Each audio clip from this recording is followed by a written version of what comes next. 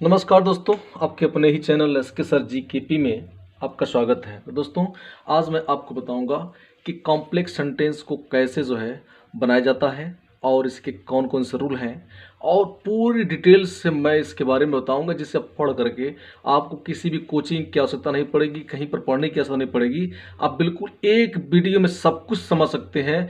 इसके लिए आपको शुरू से अंत तक बनना होगा और पूरा वीडियो डिटेल से देखना होगा। बिल्कुल आप आसानी से इसको समझ सकते हैं और एग्ज़ाम में भी आप इसका उपयोग कर सकते हैं, कहीं पर भी उपयोग कर सकते हैं, इवन इंग्लिश बोलने में भी आप उपयोग कर सकते हैं, हर जगह यूज कर सकते हैं। तो दोस्तों बने रहिएगा, कहीं छोड़कर मत जाइएगा और शुरू से अंत तक जरूर देखिएगा। मैं पूरा डिटेल इसको बताऊंगा। देखिए, फॉर्मेशन ऑफ कॉम्प्लेक्स सेंटेंसेस। देखिए, दो या दो से पहले हम समझ लेते हैं सिंथेसिस है क्या। चूँकि सिंथेसिस दो या दो से अधिक वाक्यों को मिलाकर एक करना होता है, ठीक ना। सिंथेसिस में जब हम सिंथेसिस बनाते हैं तो दो या दो से अधिक वाक्यों को मिलाकर एक करते हैं, तो उसी को हम क्या कहते हैं, सिंथेसिस कहते हैं।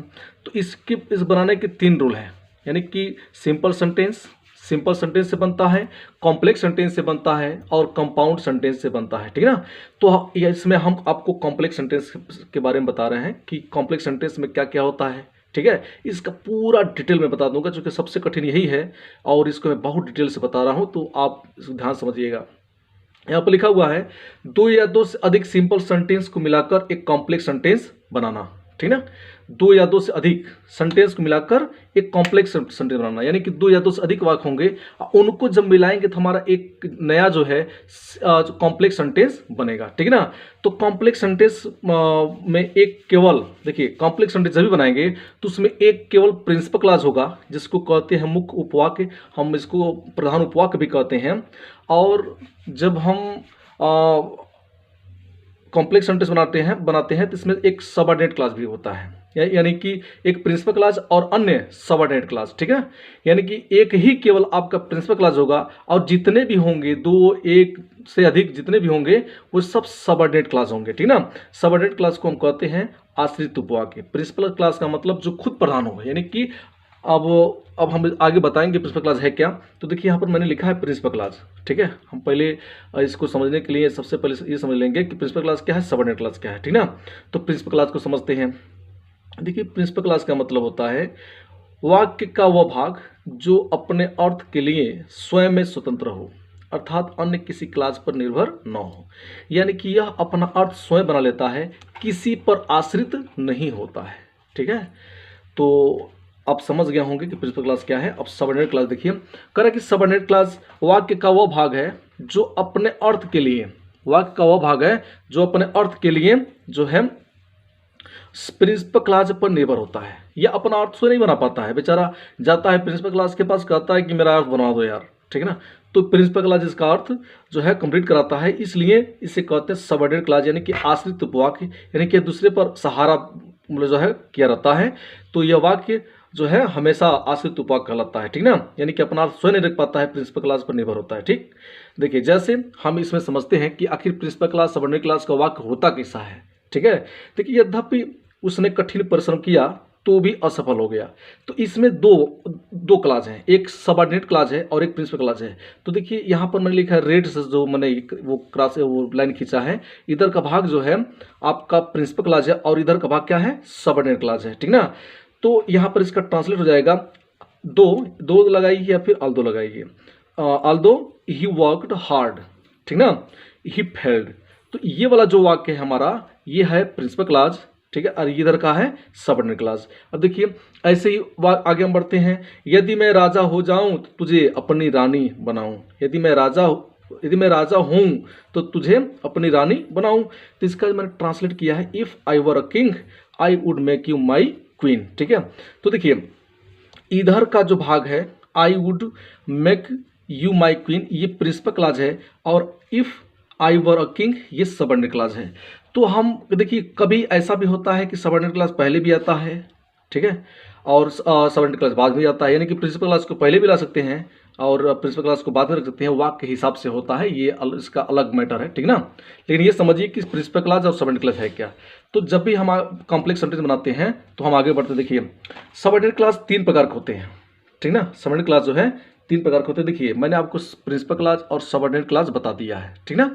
तो अब इसमें जब कॉम्प्लेक्स सेंटेंस बनाएंगे तो सबऑर्डिनेट क्लॉज कितने होंगे, तीन प्रकार के होंगे, ठीक ना। तो तीन प्रकार के जब होंगे तो इसमें पहला है हमारा नाउन क्लॉज, एडजेक्टिव क्लॉज और एडवर्ब क्लॉज। यानी कि नाउन क्लॉज से हम कॉम्प्लेक्स सेंटेंस बनाएंगे, एडजेक्टिव क्लॉज से कॉम्प्लेक्स सेंटेंस बनाएंगे और एडवर्ब क्लॉज से कॉम्प्लेक्स सेंटेंस बनाएंगे। बहुत ही रुचिकर है, ये ध्यान समझिएगा। इन तीनों क्लॉजों से हम समझते हैं।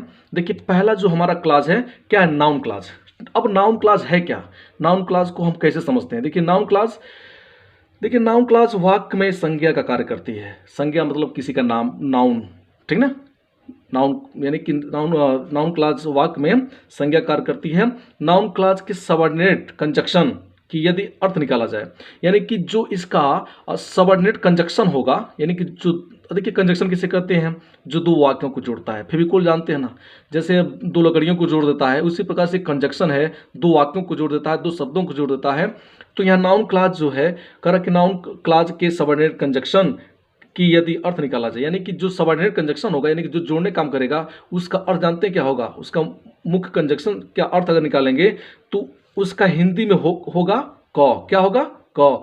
अब क से प्रारंभ होने वाला ऐसा जो कंजक्शन होगा जिसका हिंदी निकालेंगे तो अर्थ होगा कि क्या, कि कौन, कि क्यों, कि कब, कि कहाँ, कि कैसे। ये सारे शब्द जो है शब्द होते हैं हिंदी के। तो देखिए इनका जो है प्रयोग यहाँ पर जैसे कर सकते हैं। अतः दैट का, देखिए दैट का हम की के अर्थ में, ठीक ना। अब कि क्या, कि कहाँ, कि कौन, कि कौन सी, कि क्यों। तो इस प्रकार से हम इस सभी का प्रयोग करके जो है हम नाउन क्लॉज बनाते हैं। अब नाउन क्लॉज देखिए, नाउन क्लॉज अब कितने प्रकार के होते हैं। अभी तो हम समझे हैं कि नाउन क्लॉज ये सबऑर्डिनेट क्लॉज तीन प्रकार के होते हैं। एक था हमारा नाउन क्लॉज, एडजेक्टिव क्लॉज और एडवर्ब क्लॉज। लेकिन अब जो हम समझते हैं कि नाउन क्लॉज कितने प्रकार के होते हैं। देखिए नाउन क्लॉज 5 प्रकार से कार्य करती है, ठीक ना। कितने प्रकार से, 5 प्रकार से। तो पहला हमारा जो है, अब यहाँ से हम अच्छे समझते चलेंगे तो और अच्छे समझ आएगा। एकदम बना सकते हैं, एग्जाम में आप बड़े आराम से कर सकते हैं और समझ करके आप अच्छा अंक प्राप्त भी कर सकते हैं। और कभी भी आपको कहीं जाने की आवश्यकता नहीं, इसको आप पढ़ लीजिए, खत्म हो जाएगा सब कुछ और फिर आप बिल्कुल समझ जाएंगे। देखिए subject of a verb, subject of a verb. देखिए प्रिंसिपल क्लॉज की वर्ब के सब्जेक्ट के रूप में, देखिए प्रिंसिपल क्लॉज हमने कह दिया, प्रिंसिपल क्लॉज बता दिया जो प्रधान उपवाक्य यानी कि मुख्य उपवाक्य है। तो अब कह रहा है कि प्रिंसिपल क्लॉज की वर्ब के सब्जेक्ट के रूप में। अब जो प्रिंसिपल क्लॉज होगा, मैंने कहा ना सब्जेक्ट, और प्रिंसिपल क्लॉज कभी पहले भी आ सकता है, कभी बाद में भी आ सकता है। तो मान लीजिए प्रिंसिपल क्लॉज पहले आ गया, अब प्रिंसिपल क्लॉज के सब्जेक्ट के रूप में अब कोई भी वाक्य होता है तो उसमें सब्जेक्ट होता है, वर्ब होता है और ऑब्जेक्ट और कॉम्प्लीमेंट होता है। तो इस वाक्य को हम देखते हैं। देखिए लिखा है तुम एक चोर हो, यह सभी जानते हैं। हम इसको जोड़ते हैं किसके माध्यम से, इसको जोड़ेंगे हम नाउन क्लॉज के माध्यम से और भी सबऑर्डिनेट कंजक्शन के माध्यम से, ठीक ना। तो कैसे जोड़ेंगे, देखिए पहले हम इसका ट्रांसलेट कर लेते हैं। यू आर थीफ, ठीक ना, तुम एक चोर हो, यह सभी जानते हैं। It is known to all, ये सभी जानते हैं। तो जब इसको हम जोड़ेंगे, ठीक ना, तो हम जोड़ेंगे नाउन क्लॉज के जोड़ेंगे तो इसमें हमारा पहला जो है सब्जेक्ट ऑफ ए वर्ब है। तो इस पे प्रिंसिपल क्लॉज की वर्ब का जो सब्जेक्ट के रूप में आएगा। देखिए यहाँ पे जब भी हम प्रयोग करेंगे दैट का, विच का, व्हाट का, वेयर का, इसी का प्रयोग करेंगे, लेकिन सब्जेक्ट के रूप में करेंगे, ये ध्यान रखिएगा, ठीक ना। तो लिखा है दैट, चूंकि किसी व्यक्ति के लिए हम दैट का प्रयोग करते हैं। तो देखिए यू व्यक्ति है ना, तो मैंने सब्जेक्ट के रूप में यूज कर लिया कि that you are thief, you are a thief. देखिए यहां से यहां तक सब्जेक्ट हो गया हमारा, लेकिन किसके रूप में आया, दैट के रूप में आया, ठीक ना। That you are thief. अब देखिए यहां से वर्ब, यहां के बाद कुछ आ रहा है, देखिए यहां वर्ब आ रहा है, इज यहां आ रहा है, ये सब क्या है, सब्जेक्ट है, ठीक ना। तो इस प्रकार से हम समझ लेंगे कि सब्जेक्ट टू वर्ब क्या होता है, ठीक ना। अभी हम इसको हम बनाते हैं, देखते हैं कैसे बनता है ये, ठीक ना। देखिए कह रहा है कि सूर्य पूरब में निकलता है, ठीक है, सूर्य पूरब में निकलता है, यह सत्य है। देखिए इसमें हम सबसे पहले ढूंढेंगे कि इसमें प्रिंसिपल क्लॉज है क्या, ठीक ना। तो इसमें सूर्य पूरब में निकलता है, ये हमारा प्रिंसिपल क्लॉज है, यह सत्य है, ठीक ना। अब देखिए यहां पर यूज कर लेंगे दैट, क्या यूज कर लेंगे, दैट कर लेंगे, that the sun rises in the east, ठीक ना। अब देखिए सत्य है तो यहां लिख लेंगे इज, लिख लेंगे फैक्ट। आ रहा समझ ना। देखिए यह निश्चित है, यानी इट इज सर्टेन, आज वह आज आएगा, ठीक ना। तो यह निश्चित है तो इट इज सर्टेन, वह आज आएगा। तो यहां पर हम लिख सकते हैं दैट, चूंकि प्रिंसिपल क्लॉज हमारा ये हो गया, ठीक ना, that he will come today, ठीक है, ही विल कम टुडे, और उसके बाद यहां पर लिखेंगे इज सर्टेन, ठीक है ना। इस प्रकार से हम पहले समझेंगे कि प्रिंसिपल क्लॉज कौन है, सबऑर्डिनेट क्लॉज है, उसके बाद प्रिंसिपल क्लॉज का सब्जेक्ट के रूप में हम इसको रख लेंगे, ठीक ना। देखिए वह कुछ कहता है, यह सही नहीं है, यानी वह कुछ कहता है यह सही नहीं है। तो जहां पर भी समथिंग आएगा आप समझ लीजिए वहां पर व्हाट का प्रयोग करना है, लेकिन जब व्हाट का प्रयोग कर लेंगे तो हम समथिंग को नहीं लिखते हैं। लेकिन यहां पर हम पहले देखेंगे कि प्रिंसिपल क्लॉज है कौन, ठीक ना। प्रिंसिपल क्लॉज है कौन, तो वह कुछ कहता है यह सही नहीं है, तो वह कुछ कहता है ये हमारा क्या है, प्रिंसिपल क्लॉज है। तो यहां पर लिख लेंगे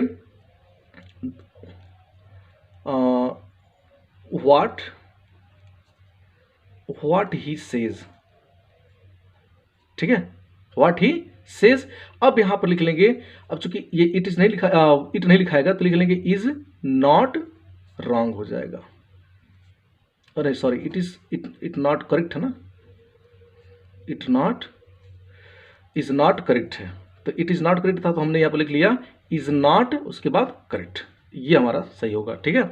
आगे बढ़ते हैं, object of a transitive verb. देखिए ये बहुत बढ़िया है, ये चीज आप समझिए कि आप object of a transitive verb, principal clause के वर्ब के ऑब्जेक्ट के रूप में।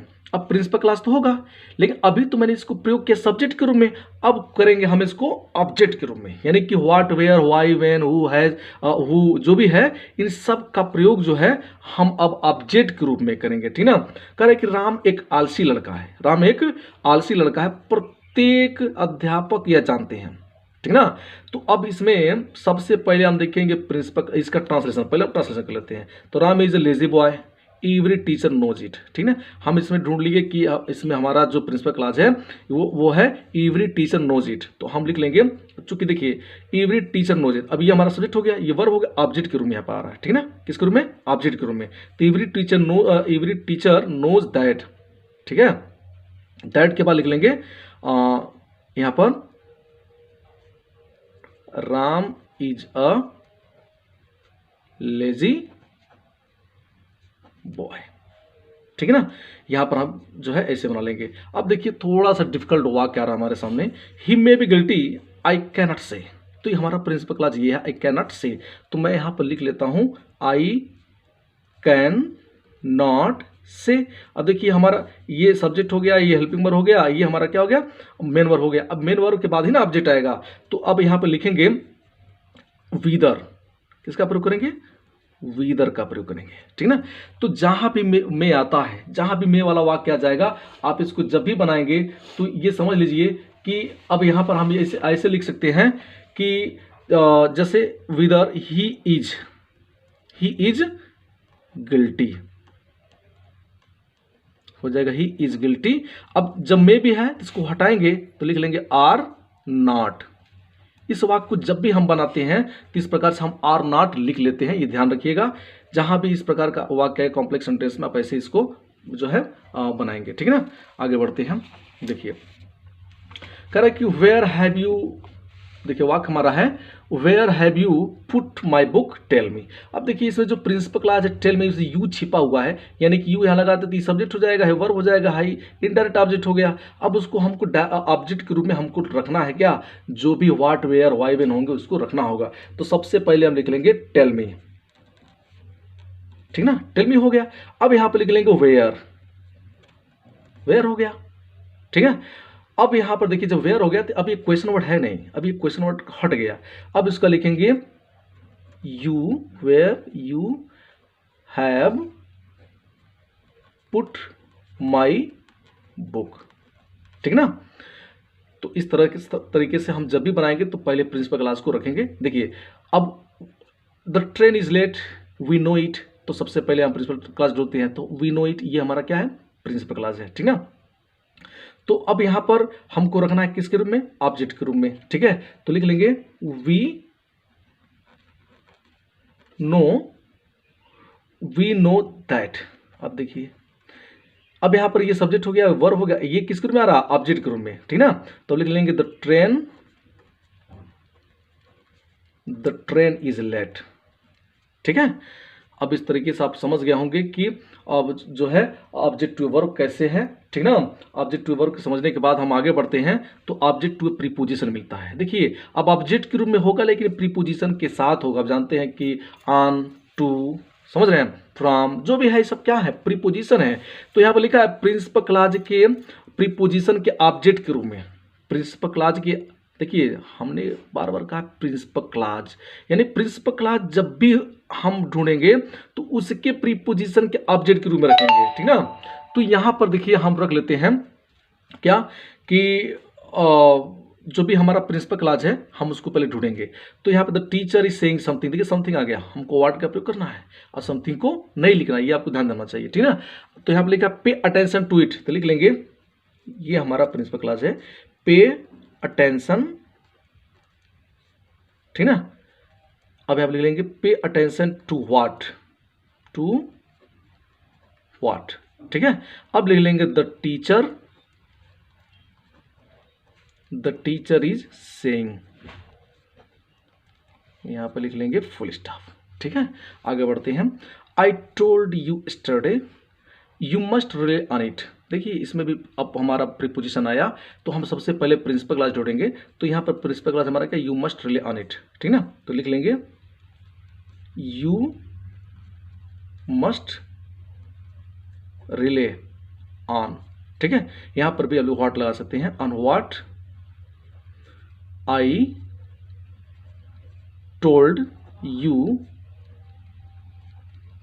यस्टरडे, यहां पर लिख लेंगे फुल स्टॉप, ठीक है। आगे बढ़ते हैं तो देखिए रमेश सेड समथिंग, देखिए समथिंग फिर आ गया, समथिंग फिर आ गया। अब जो समथिंग फिर आ गया तो हमको व्हाट लगाना है, ठीक है। I do not agree to it, तो हम लिख लेंगे सबसे पहले I do not agree to what Ramesh said, something को हमको नहीं लिखना है, ठीक ना। अब हम आगे बढ़ते हैं तो उम्मीद करते हैं कि आपको बहुत अच्छा समझ आ रहा होगा, कहीं मत जाइए, अभी और बहुत कुछ आपको समझना है, ठीक ना। आप समझते चलिए।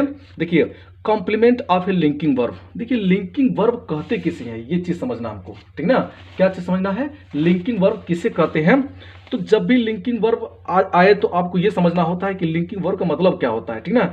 तो कह रहा है कि जिस वर्ब के अर्थ को पूरा करने के लिए, जिस वर्ब के अर्थ को पूरा करने के लिए, देखिए लिंकिंग वर्ब दिया ना, लिंकिंग वर्ब, तो कह रहा है कि लिंकिंग वर्ब के अर्थ को पूरा करने के लिए यदि कॉम्प्लीमेंट की आवश्यकता होती है तो उसे क्या कहते हैं, लिंकिंग वर्ब कहते हैं। यानी कि जहां भी लिंकिंग वर्ब होगा हमको कॉम्प्लीमेंट की आवश्यकता जरूर होगी, ठीक ना। तो जब भी हम लिंकिंग वर्ब लेंगे तो समझेंगे कि हमको कॉम्प्लीमेंट जरूर रखना है, ठीक ना। तो सबसे पहले हम प्रिंसिपल क्लॉज ढूंढेंगे कि प्रिंसिपल क्लॉज है कौन, ठीक ना। तो लिखा है द क्लाउड्स वुड रेन, ठीक है, दैट वाज आवर होप। तो हमारा इसमें प्रिंसिपल क्लॉज क्या है, दैट वाज आवर होप, तो हम लिख लेंगे आवर होप, आवर होप, ठीक है। चूंकि ऑब्जेक्ट के रूप में रखना है, ध्यान दीजिएगा, ठीक है ना। दैट वाज, यहाँ पे दैट वाज आवर होप था, हमने लिख लिया आवर होप वाज। अब यहाँ पे लिख लेंगे दैट। अब चूंकि ऑब्जेक्ट के रूप में दिया ना यहाँ पे, लेकिन हम इसको बनाएंगे क्या, कॉम्प्लीमेंट। चूंकि लिंकिंग वर्ब तभी बनता है, उसका अर्थ तभी पूरा होता है जब कॉम्प्लीमेंट होता है, ठीक है ना। तो इसको हम कॉम्प्लीमेंट के रूप में रख लेंगे तो हो जाएगा our hope was that the clouds would rain, ठीक है। अब देखिए अगला वाक्य हमारा है you will not come in time, that is the problem, ठीक है। तो हम इसमें ढूंढ लिए प्रिंसिपल क्लॉज हमारा क्या है, दैट इज द प्रॉब्लम, तो लिख लेंगे द प्रॉब्लम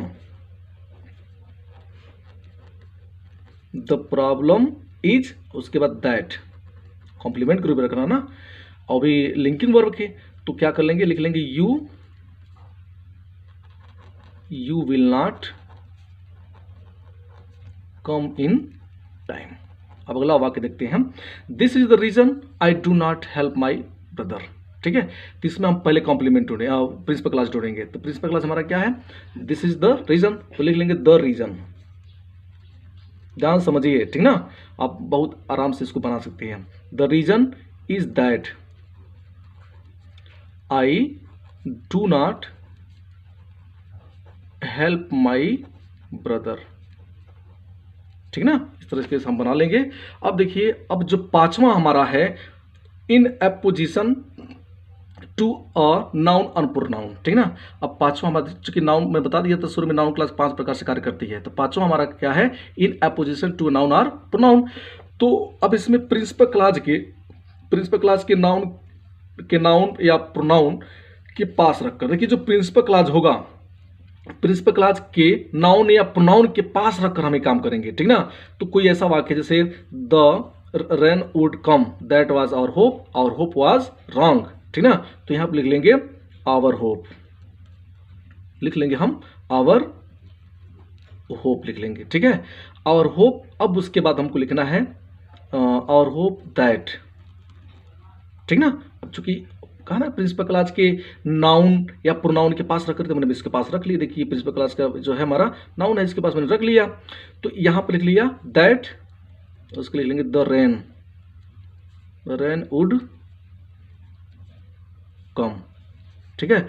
अब लिख लेंगे यहां पे जो बचा है वाज रॉन्ग।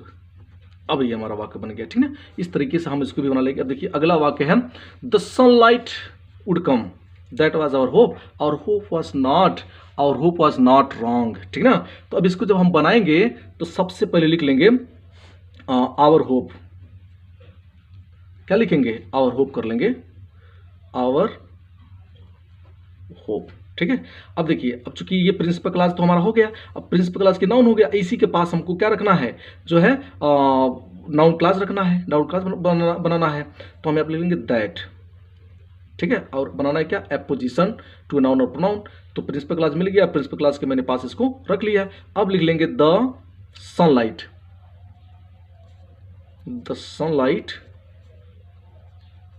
वुड कम, ठीक है। अब यहाँ हो जाएगा वाज नॉट रॉन्ग हो जाएगा, ठीक है ना। इस तरीके से हम इसको इन अपोजिशन टू नाउन और प्रोनाउन के रूप में रख लेंगे और समझ लेंगे। उम्मीद करते हैं आपको बहुत अच्छा समझ आ रहा है, कहीं मत जाइए, अभी आपको मैं एडजेक्टिव का बता रहा हूं। देखिए अब अगला जो हमारा है एडजेक्टिव क्लास है, क्या है, एडजेक्टिव क्लास यानी कि आश्रित उपवाक्य, क्या है, आश्रित उपवाक्य, ठीक ना।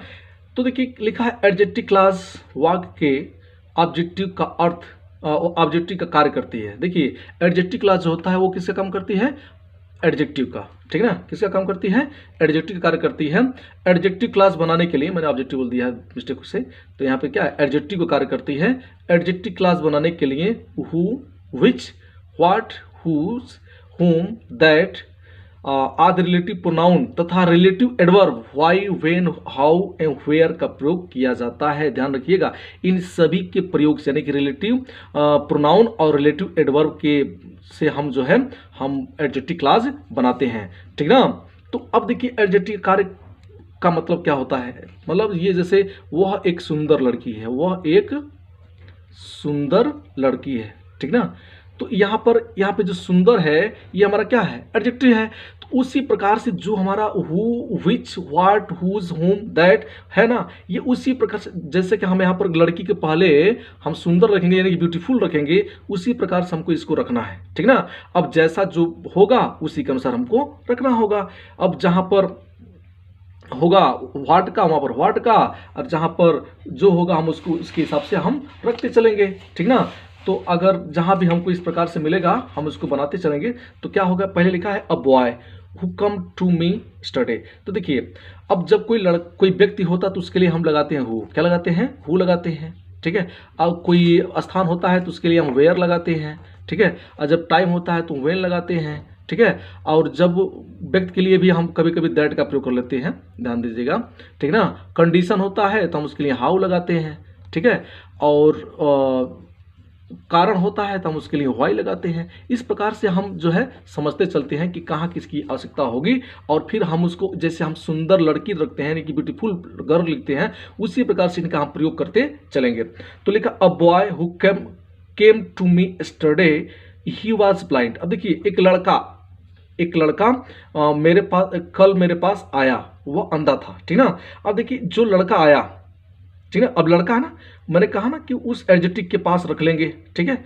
तो हम उस एडजेक्टिव के पास रखेंगे, ठीक है, जिसे हमें बनाना होगा। तो देखिए लिख लेंगे अ बॉय, ठीक है, चूंकि व्यक्ति है ना, तो अब यहाँ पर चूंकि जैसे ब्यूटीफुल रखते हैं उसी प्रकार से नहीं, लेकिन इसके बाद हम रखेंगे, ठीक है। तो लिख लेंगे अ बॉय हु, देखिए व्यक्ति इसलिए मैंने लगा दिया हु। अब लिख लेंगे केम, यहाँ होना चाहिए केम टू मी, ठीक है ना। उसको लिख लेंगे स्टरडे,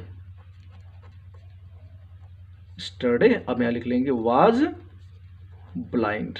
अब हमारा ये एडजेक्टिव क्लास बन गया, यानी कॉम्प्लेक्स सेंटेंस बन गया। फिर कह रहा he I gave him a pen. देखिए कोई वस्तु ना, जब वस्तु रहता है तो क्या लिखते हैं हम, विच लिखते हैं, ये ध्यान रखिएगा। वस्तु के लिखा लगता है विच लगता है। I gave him a pen, the pen was very cheap, यानी कि कलम बहुत सस्ता था, ठीक ना। तो देखिए मैंने क्या दिया, कलम, कलम क्या है, वस्तु है, तो हमको क्या लगाना है, विच लगाना है, यानी कि विच, इस कलम के बाद जो हमको विच रखना है। तो लिख लेंगे I gave him a pen. अब लिख लेंगे विच, क्यों लिखेंगे, क्योंकि पेन एक वस्तु है, इसलिए हम यहाँ पर विच रख लिए। अब यहाँ लिख लेंगे was very cheap, full stop कर लेंगे। अब boy came here, he is my son, यानी कि एक लड़का यहाँ आया, वह मेरा पुत्र है, ठीक है। तो अब जब इसको हम समझ लिए कि वह मेरा पुत्र है, तो देखिए सबसे पहले वो लड़का है ना, तो अब इसके बाद हम हु रख लेंगे। तो लिख लेंगे द बॉय, लिखेंगे द बॉय हु, ठीक है।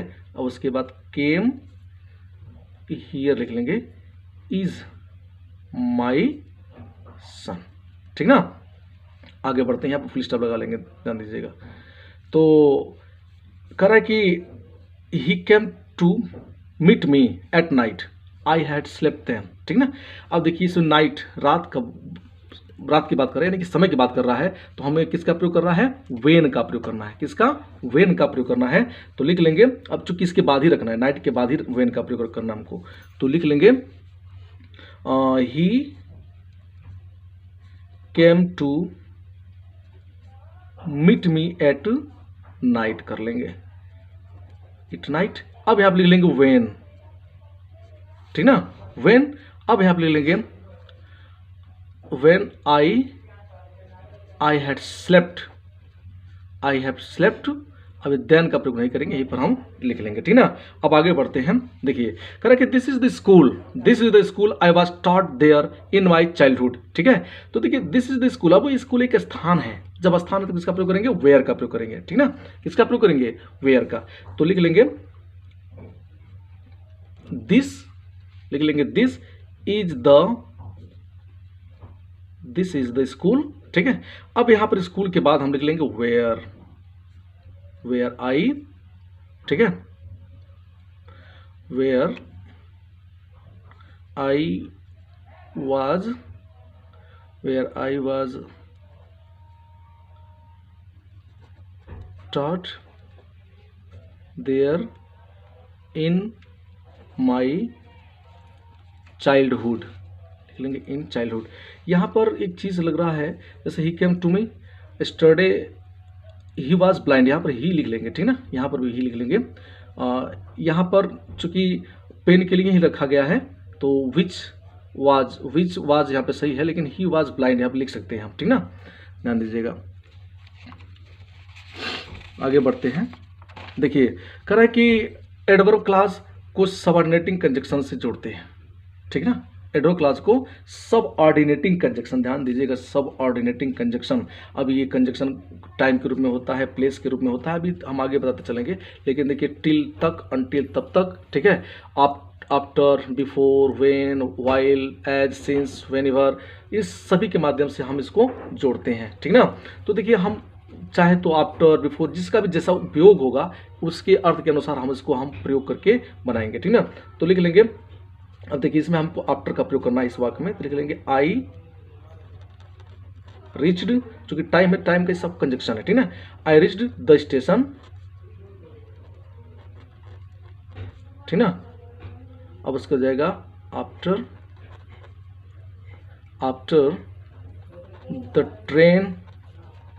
द ट्रेन हैड डिपार्टेड, या अगर द ट्रेन हैड डिपार्टेड, ठीक ना। फिर है कि we had hardly reached the station the train left the platform. देखिए जब भी हार्डली का प्रयोग होता है तो हार्डली के साथ हम वेन का प्रयोग जरूर करते हैं, ठीक ना। तो लिख लेंगे वी हैड हार्डली, ठीक ना, वी हैड हार्डली, और उसका लिख लेंगे reached the station, reached the station. अब यहाँ पर हम प्रयोग करेंगे वेन का, किसका, वेन का कर लेंगे, वेन लिख लेंगे द ट्रेन लिख लेंगे। अब यहाँ पर नीचे लिख लेते हैं ट्रेन लेफ्ट द प्लेटफॉर्म, ठीक ना। अब देखिए जब प्लेस की बात आएगी यानी स्थान की बात आएगी तो किस किस कंडीशन का प्रयोग करेंगे, यानी कि वेयर का प्रयोग करेंगे, वेयर इवर का प्रयोग करेंगे, वेंस का प्रयोग करेंगे और विदर का प्रयोग करेंगे, स्थान आएगा तब, ठीक ना। देखिए इसमें देयर का प्रयोग किया है, इस देयर को हम हटा देंगे, ठीक है ना, जब भी हम बनाएंगे तो जब भी हम वेयर का प्रयोग करेंगे, ठीक ना। तो ही वेंट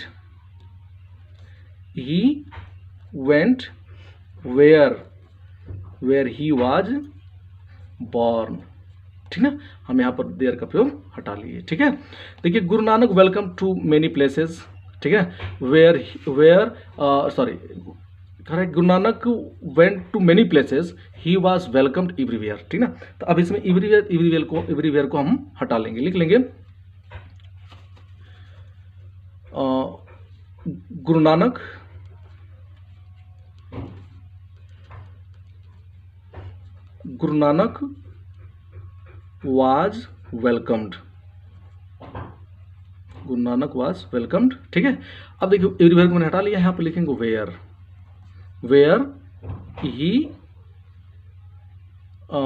वेयर ही उसके लिख लेंगे वेयर ही वेंट, ठीक है। इस प्रकार से हम इसको बना सकते हैं, ठीक है ना। यहाँ पे यानी कि गुरु नानक हर जगह, गुरु नानक का सम्मान हर जगह हुआ जहाँ पर वो गए, ठीक ना। इस प्रकार से हम इसको हम वेयर रिवर्स भी बना सकते हैं, तो कोई दिक्कत नहीं है। तो इस प्रकार से हम आगे बढ़ते हैं। देखिए अब जब कभी ऐसा वाक्य रहेगा, ठीक है, कि जिसमें रीजन कारण बताएगा तो उसमें हम प्रीपोजिशन कर रहे हैं, कंजक्शन का प्रयोग कर, बिकॉज का, एज का, सिंस का प्रयोग करके हम जो है कॉम्प्लेक्स सेंटेंस बना सकते हैं, ठीक ना। बिकॉज का, एज का, सिंस का, ठीक है। तो इसे कह रहे हैं he is ill, he will not go to college, तो वह स्कूल नहीं जाएगा क्योंकि वह बीमार है। तो यहाँ पर हम लिख सकते हैं he will not go to college, college है कॉलेज नहीं, वो कॉलेज नहीं जाएगा क्योंकि वो बीमार है, तो बिकॉज ही इज इल, ऐसे हम इसको बना सकते हैं कंजक्शन के माध्यम से, ठीक ना। देखिए आई do not love him, he is dishonest, ठीक ना। अब यहां पर लिख सकते हैं आई डू नॉट लव हिम, मैं उसे प्यार नहीं करता हूं क्योंकि वह बेईमान है, तो हम लिख लेंगे because he is dishonest, dishonest कर लेंगे, ठीक ना। अब देखिए कह रहा है कि कंडीशन, जब भी कंडीशन आएगा यानी कि शर्त आएगा तो हम इफ का प्रयोग करेंगे और अनलेस का और इनकेस का। जब भी इफ का प्रयोग करते हैं तो इफ वाले वाक्य हमेशा प्रेजेंट इंडिफिनिट बनता है और दूसरा वाक्य हमेशा हमारा फ्यूचर बनता है। अनलेस का भी वही बात है, अनलेस वाला वाक्य भी ऐसे बनता है, लेकिन अनलेस के साथ हम नॉट का प्रयोग नहीं करते हैं, ठीक ना, अनलेस वाले वाक्य के साथ, ठीक है, ये ध्यान रखिएगा। तो अब जब शर्त आएगा जैसे वर्क हार्ड, कठिन परिश्रम करो, यू विल गेट सक्सेस, तुम सफल हो जाओगे, तो यहाँ पर हम देखिए यू छिपा होता है, ऐसे वाक्य में यू छिपा होता है। तो अब यहाँ पर हम लिख सकते हैं इफ, ठीक है, इफ यू, इंपेरेटिव सेंटेंस हमेशा यू छिपा होता है, ठीक ना। तो इफ यू वर्क हार्ड लिख लेंगे, वर्क हार्ड, ठीक है, कॉमा कर लेंगे, यू विल गेट सक्सेस हो जाएगा, कर लिया ना। अब देखिए आगे बढ़ते हैं, work hard you will pass, ठीक है। तो अब देखिए work hard you will pass, तो यहां पर भी इस वाक्य को हम ऐसे बना सकते हैं, ठीक है। अब चाहे तो अनलेस से भी बना सकते हैं, चाहे तो इफ से भी बना सकते हैं, यहाँ पर भी ऐसे ही कर सकते हैं। यू डू नॉट वर्क, तो यहाँ पर लिख सकते हैं इफ, लिख लेंगे if you do not work लिख लेंगे, और उसके बाद रेगुलरली लिख करके कामा कर लेंगे, उसका लिख लेंगे यू विल, लिख लोगे फेल, ठीक ना। तो दोस्तों आपको अच्छा लग रहा हो तो प्लीज़ सब्सक्राइब कर दीजिए और बेल आइकन दबा दीजिए, ताकि जब भी मैं वीडियो अपलोड करूं तो आपके पास पहुंच जाए मैसेज कि मैंने वीडियो अपलोड कर दी है और आप इसका लाभ उठा सकें। तो देखिए, इसको मैं पूरा एक ही वीडियो में इसलिए बता दिया ताकि आपको कहीं जाने की आवश्यकता ना पड़े, आप बिल्कुल आसानी से इसको समझ लें, ठीक ना। देखिए, जहाँ भी जाएंगे देखिए इससे बेटर आपको नहीं मिलेगा, ठीक ना। देखिए, कंपेरिजन, जब भी तुलना वाले वाक्य जब भी तुलना होगा तो हम उसके साथ जो सो एज का या फिर एजेस का प्रयोग करेंगे या फिर देन का प्रयोग करेंगे। कंपेरेटिव का देन का प्रयोग कर लेंगे और पॉजिटिव होगा तो एज का प्रयोग कर लेंगे। तो लिख लेंगे हमारे यहाँ पर रीना, क्या लिखेंगे, रीना इज, ठीक है, रीना इज। अब उसके बाद यहाँ पर हो जाएगा, देखिए ब्यूटीफुल है ना, तो अब इसको हम एज के बीच में रख लेंगे, ठीक ना। तो Reena is as beautiful, beautiful, beautiful उसके बाद लिख लेंगे एज, ठीक है। अब उसके बाद हो जाएगा मीरा, ठीक ना, आरस में ना। तो अगर कंपैरेटिव हो गया तो अब इसके साथ देन का प्रयोग कर लेंगे। किसका प्रयोग करेंगे, देन का। फिर जो है आप जानते ही हैं कि मोर ब्यूटीफुल हो जाएगा। अब आगे बढ़ते हैं, कंट्रास्ट होगा यदि विरोध होगा, ठीक है। विरोध होने पर हम क्या करेंगे, देखिए दो का प्रयोग करेंगे, आल्दो का प्रयोग करेंगे और इवन का प्रयोग करेंगे, ठीक है। जब भी विरोध होगा, देखिए इस वाक्य को पढ़िए, जैसे ही इज पुअर, वह गरीब है, ही इज ऑनेस्ट, वह ईमानदार है। देखिए गरीब है लेकिन फिर भी क्या है, ईमानदार है। ऐसे वाक्यों के साथ आल्दो इवन दो का प्रयोग करते हैं। तो लिख लेंगे आल्दो ही इज पुअर, कामा कर लेंगे, लिख लेंगे ही इज ऑनेस्ट। अब he worked hard, he failed, ठीक है। अब देखिए यहां पर लिख लेंगे हम आल्दो, ठीक है, Aldous he worked hard, he worked hard हम कर लेंगे, ठीक है। अब यहां पर हम क्या कर लेंगे, कामा कर लेंगे, ठीक है। अब लिख लेंगे ही फेल्ड कर लेंगे, फुल स्टॉप कर लेंगे यहाँ, ठीक है। अब आगे बढ़ते हैं। देखिए, जब भी विरोध होगा यानी इस प्रकार से हम दो का प्रयोग करके हम ऐसे कॉम्प्लेक्स सेंटेंस बना लेंगे। देखिए रिजल्ट, जब भी रिजल्ट आएगा तो आप सो दैट का प्रयोग करेंगे, ठीक है ना। तो जैसे अब वेरी है तो वेरी को हम सो में बदल लेंगे, इसको दैट से जोड़ करके हम लिख लेंगे, ठीक ना। तो लिख लेंगे ही इज सो पुअर, ठीक है, that he can not, that he can not buy a book, ठीक ना। अब देखिए, जब भी यहाँ पर इज होगा तो यहाँ पे कैन नॉट होगा, जब वाज होगा तो यहाँ पे कुड नॉट हो जाएगा। अब यहाँ कर लेंगे हम, जैसे